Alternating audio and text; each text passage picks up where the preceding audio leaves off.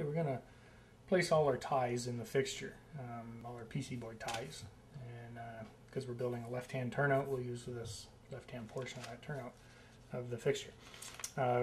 We sell pre-cut PC board ties on our website in every scale and every gauge, and what these are is it's just a fiberglass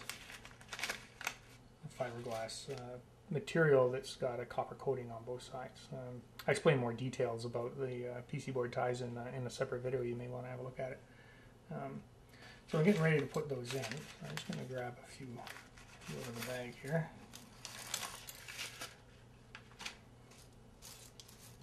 There you go. What I like to do is I use the fixture to gauge the length. They all have to be cut because we sell them pre-cut, but the longest possible length you'd use in a turnout. So they all have to be cut to size to fit into the fixture.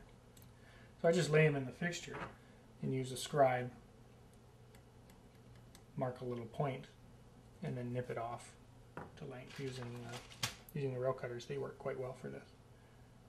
I just cut it off to length, get rid of the scrap.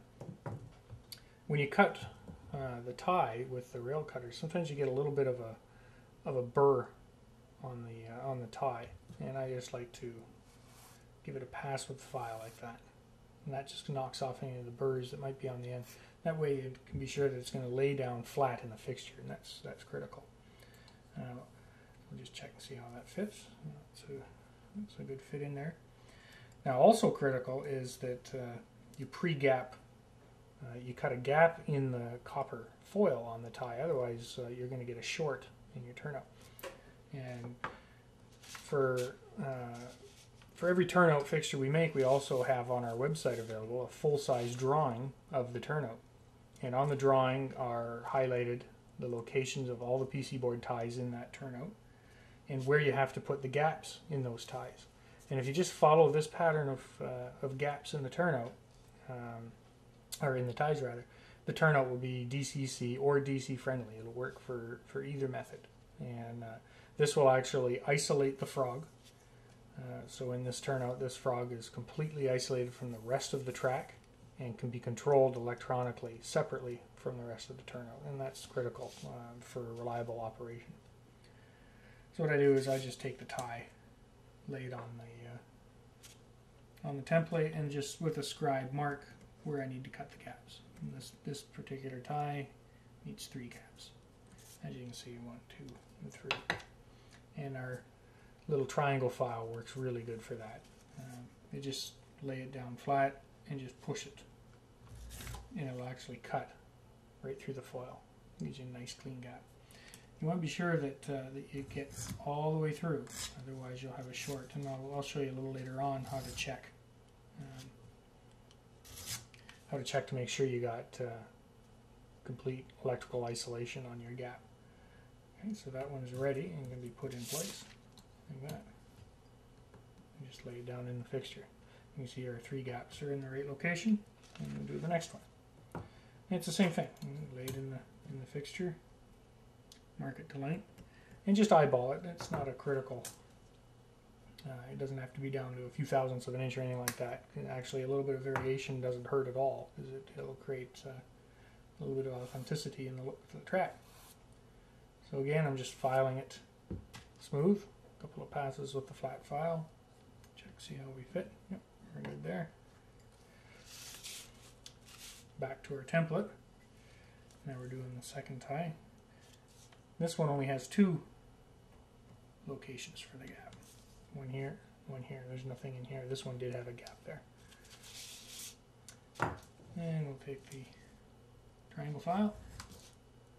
Give it a couple passes. Like that. Place that down into the fixture. And we'll just repeat those steps all the way down through the entire turnout. And it's at this point where you have to decide whether you're going to build a hinged point or a solid point turnout. And I explain in detail in another video what that means. In this case, I'm going to build a solid point turnout. So I'll put a tie here, and I'm going to skip this tie. Okay, with the magic of video, we finished that step in a real big hurry. that actually takes about 10 minutes or so to mark them and cut them and get them all placed in the fixture. There's one thing I wanted to point out on the throw bar tie.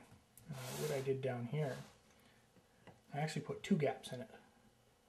And the reason I do that is when the turnout's finished, we'll be drilling a hole there for the throw bar from the switch machine.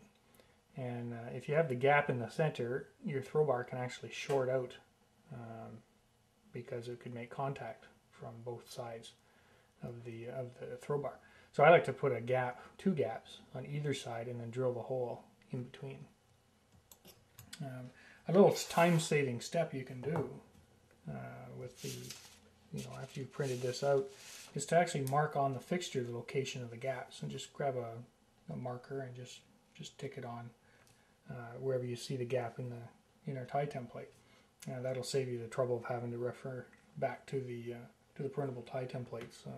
We would have put those on the fixtures if I had thought of that when I was designing the fixtures. The problem is it was, by the time we realized that was such a time-saving step, we had already had over 1,000 fixtures designed, and to go back and fix it would have been cost prohibitive. So it's easy enough to just go in and mark off the fixture with a marker. You can even mark it with a scribe and scratch it right into the fixture. Another little tip too about the printable tie templates: if you're working in a small scale, like N scale or smaller, and you can't see the gaps on the drawing, just print out the HO scale one, because the location of the ties and the gaps are the same for pretty much all the standard scales, and it might be a little easier to see where those gaps are. So that step's done, and we're ready to carry on with the rest of the turnout build.